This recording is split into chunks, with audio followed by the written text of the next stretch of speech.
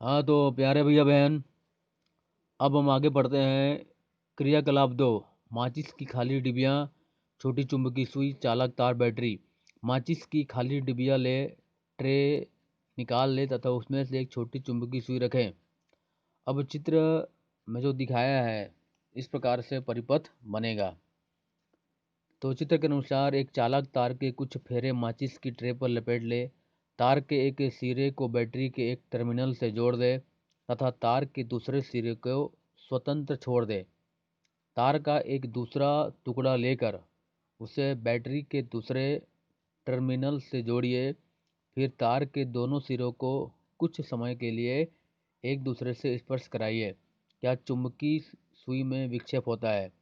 परिपथ में धारा प्रवाहित होने के कारण चुंबकीय सुई में विक्षेप होता है। अब दोनों सिरों को नींबू के रस में डुबो दें। क्या आप देखते हैं कि क्या चुंबकीय सुई में विक्षेप होता है? ऐसा क्यों होता है? नींबू का रस सुचालक होने के कारण विद्युत का चालन करता है। अब नींबू के रस के स्थान पर अन्य द्रव जैसे कि आसू जल, वनस्पति तेल आदि लेकर क्रियाकलाप को दोहराइए। क्या प्रत्येक स्थिति में चुंबकीय सुई में विक्षेप होता है अथवा नहीं होता है? इन परीक्षणों को सारणी में नोट कीजिए। ये प्रैक्टिकल है। ये है चुंबकीय सुई है ये। इसमें इसकी कांटा हिलता है, इसको कहते हैं विक्षेप कहते हैं।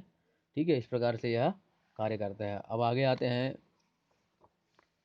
विशेष परिस्थितियों में अधिकांश पदार्थों में विद्युत का चालन होता है, इसलिए पदार्थों को चालकों और विद्युत रोधी अचालक में वर्गीकृत न करके चालकों और हीन चालकों में वर्गीकृत करने को अधिक मान्यता दी जाती है। उपरोक्त क्रियाकलाप में हम देखते हैं कि आसुत जल में विद्युत धारा प्रवाहित नहीं हो पाती है, जबकि नल जल, नमक के घोल, हैंडपंप के जल, कुएं के जल, तालाब आदि के जल में कुछ लवण घुले होते हैं। ये जल शुद्ध नहीं होते हैं। खनिज लवण की थोड़ी मात्रा इसमें घुली हुई होती है, घुलनशील होती है, इसलिए ये जल विद्युत के सुचालक होते हैं। इसको याद रखेंगे। ठीक है, नल जल, नमक के घोल, हैंडपंप के जल, कुएं तालाब आदि के जल में कुछ लवण घुले होते हैं, ये शुद्ध नहीं होते हैं, इसलिए यह जल विद्युत के सुचालक होते हैं। आसुत जल जिसमें लवण नहीं पाया जाता, इसलिए आसुत जल में विद्युत धारा प्रवाहित नहीं होती है और यह विद्युत का हीन चालक होता है। मतलब आसुत जल में विद्युत धारा प्रवाहित नहीं होती। याद रखना, ऐसे फाइल में पूछा जाएगा। ठीक है, इसलिए आप समझ गए होंगे कि आपको गीले हाथों से विद्युत परिपथ को छूने के लिए मना किया जाता है। आइए पढ़ते हैं क्रियाकलाप 3। आवश्यक सामग्री है प्लास्टिक या रबड़ के 3 बड़े ढक्कन या बीकर, आसू जल, सिरका या नींबू का रस, कास्टिक सोडा, चीनी, 2 टेस्टर।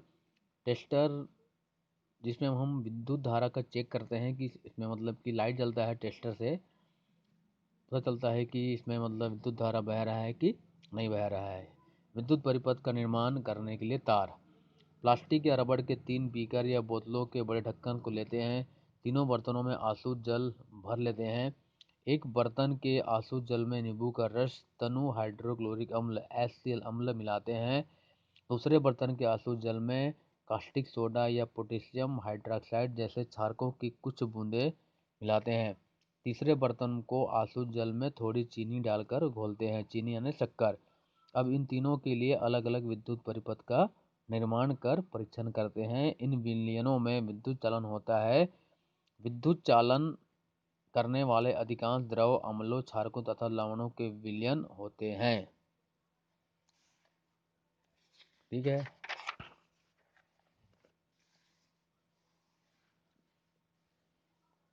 चलिए फिर आगे फिर बाद में पढ़ेंगे। ठीक है, हाँ चलो यहाँ पे देख लेते हैं। प्रश्न उत्तर दिया है। विद्युत सुचालक और हीन चालक से क्या तात्पर्य है? तो मैं बताया था कि वे पदार्थ जो अपने में से होकर विद्युत धारा को प्रवाहित कर होने देते हैं विद्युत सुचालक कहलाते हैं, और वे पदार्थ जो अपने में से विद्युत धारा को आसानी से प्रवाहित नहीं होने देते हैं वे विद्युत के हीन चालक कहलाते हैं। पहला पेज में दिया है, पिछले वीडियो में देख लेंगे। ठीक है, अगला प्रश्न है।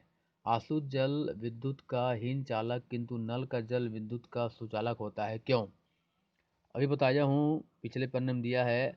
अशुद्ध जल एकदम शुद्ध होता है, उसमें किसी प्रकार का लवण वन घुले नहीं होते हैं, इसलिए यह विद्युत का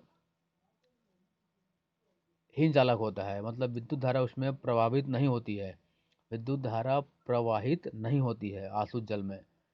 किंतु नल का जल में उसमें मतलब कुछ अशुद्धियाँ, कुछ लवण आदि घुले हुए होते हैं। ठीक है, नल के जल में लवण वगैरह घुले हुए होते हैं, इसमें मतलब खनिज लवण घुले हुए होते हैं थोड़ी मात्रा में, इसलिए यह विद्युत का सुचालक है। ठीक है,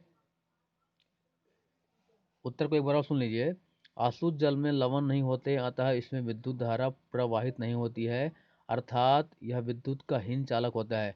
जबकि नल का जल शुद्ध नहीं होता, इसमें खनिज लवण थोड़ी मात्रा में घुले हुए होते हैं, इसलिए यह विद्युत का सुचालक होता है। ये उत्तर हो गया, लिखिए।